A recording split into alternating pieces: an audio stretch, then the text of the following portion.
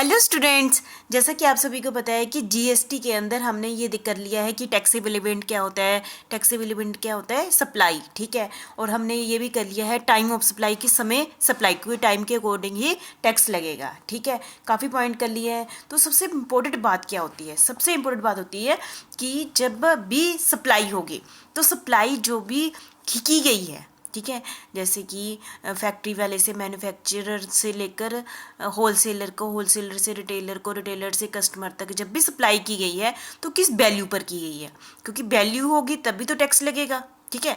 यदि वैल्यू ठीक ढंग से हमने डिटरमिन नहीं की तो टैक्स भी ठीक ढंग से नहीं आएगा।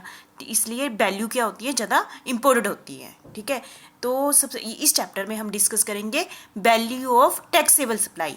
जो भी सप्लाई प्रोसेस में चली हुई है, फैक्ट्री से होलसेलर को चली हुई है, होलसेलर सप्लाई कर रहा है रिटेलर को, रिटेलर आगे कस्टमर को कर रहा है, तो ऐसे ऐसे जब भी सप्लाई होती है तो उसकी क्या वैल्यू होगी, क्योंकि वैल्यू एग्जैक्ट निकलेगी तब भी हमारा टैक्स भी ठीक निकलेगा। इसलिए इसका मतलब क्या हुआ, ये भी बहुत ही बेसिक पॉइंट है, क्योंकि वैल्यू निकालना, ठीक है। तो ये बहुत ही इंपॉर्टेंट पॉइंट है। तो इस चैप्टर में हम यही डिस्कस करेंगे, वैल्यू ऑफ टैक्सेबल सप्लाई, ठीक है। टैक्सेबल सप्लाई मतलब कि ऐसी सप्लाई जिस पर क्या लगना है, टैक्स लगना है, ठीक है।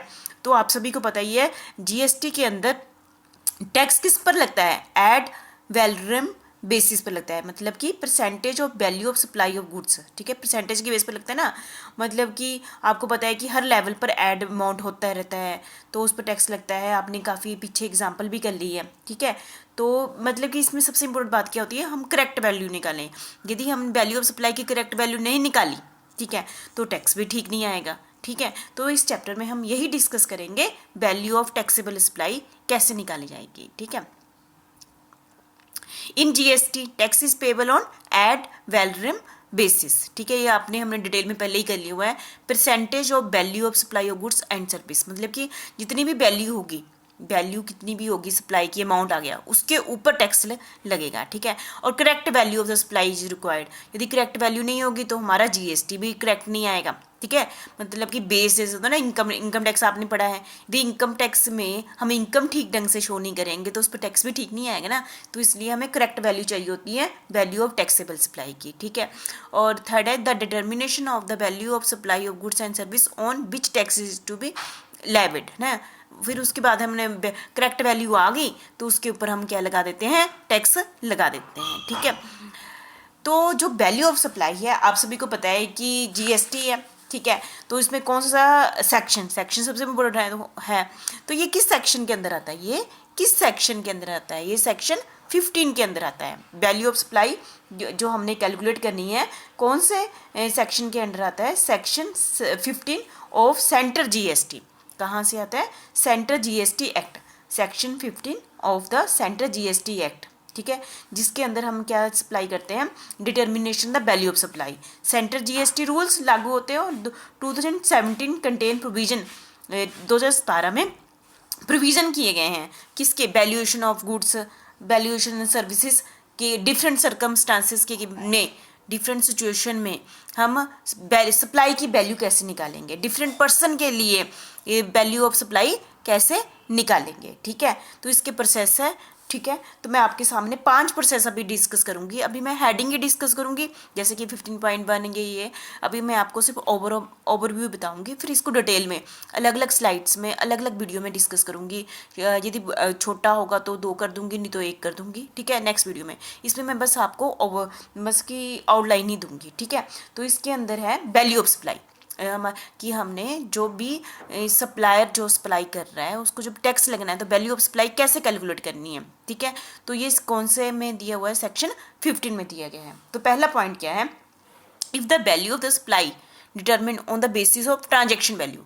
यदि वैल्यू किसके बेस पर डिटरमिन की जाती है, ट्रांजेक्शन वैल्यू पर, मतलब कि जो भी होलसेलर से रिटेलर के पास मान गया, तो वो जो वैल्यू डिटरमिन की गई है, मेन बेस क्या है, ट्रांजेक्शन वैल्यू, ठीक है। तो उसमें सेक्शन ये वाला टॉपिक कवर करता है, 3 सेक्शन कवर करता है, सेक्शन 15(1), सेक्शन 15(2), सेक्शन 15(3), ये सब सेक्शन है 1, 2, 3, ठीक है। तो ये जब ट्रांजेक्शन वैल्यू जब हमारी वैल्यू ऑफ सप्लाई किस बेस पर होती है, ट्रांजैक्शन वैल्यू पर होती है। तो सेक्शन 15(1) किसको कवर करता है, value of taxation supply is equal to transaction value पर करता है, ठीक है। और सेक्शन 15(2) किस पर करता है, compulsory inclusion in value of supply. इसको डिटेल में हम नेक्स्ट वीडियो में करेंगे, ठीक है। और 15(3) किसको करता है, exclusion of discount from value of supply, ठीक है। तो आपको इतना ओवरव्यू पता चल गया कि ओवर लाइन बन गई आपकी। पहला पॉइंट हमारा क्या है, ट्रांजैक्शन वैल्यू के अंदर हमने के बेस पर हमने वैल्यू ऑफ सप्लाई निकालनी है। इसके अंदर 3 टॉपिक है, ठीक है, सेक्शन 15(1), सेक्शन 15(2), सेक्शन 15(3), ठीक है। तो एक पॉइंट हो गया।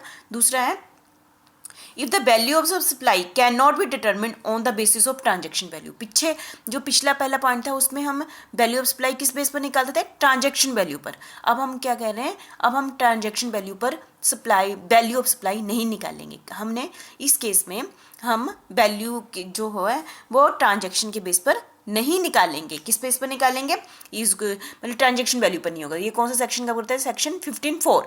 अब पहले 3 थे ना, 3 तक था सब सेक्शन, अब 4 आ गया। मतलब ये इस पर, इसमें यदि हम ट्रांजैक्शन वैल्यू पर निकालें तो क्या रूल, किस बेस पर निकालेंगे, जीएसटी डिटर्मिनेशन और वैल्यू अंडर रूल 2017। तो कौन से रूल के अकॉर्डिंग बनाया के कौन से रूल के अकॉर्डिंग हम सप्लाई की वैल्यू निकालेंगे, रूल 2017 के अकॉर्डिंग निकालेंगे, ठीक है।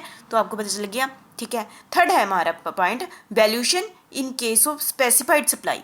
In case of specified supply, हमारा हेडिंग क्या है, स्पेसिफाइड सप्लाई के केस में हम वैल्यू ऑफ सप्लाई कैसे निकालेंगे।